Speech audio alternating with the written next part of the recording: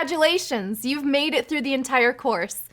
These weren't easy concepts to learn. I want you to think all the way back to when you were just starting this journey. Can you remember what you were feeling when you watched those first videos? Maybe a little nervous, terrified even, excited, probably all these emotions at once? You tuned in with me, watched all these videos, and kept going when it got complex. You should be proud of yourself. Take a moment to reflect on where you are now. You've gone from having little or no knowledge of programming to being able to write all kinds of complex functions. You're using conditionals, loops, strings, lists, and even dictionaries.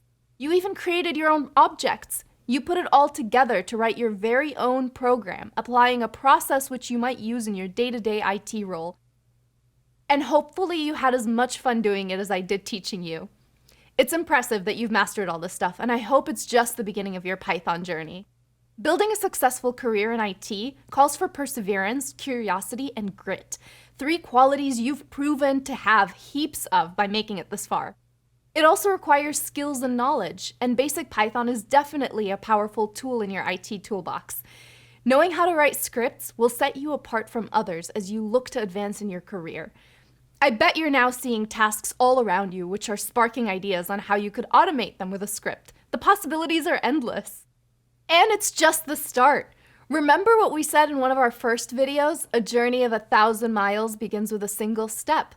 There's still a lot of exciting things you can learn. We hope you will join us in the next course, where we will be learning all about how Python interacts with a computer's operating system.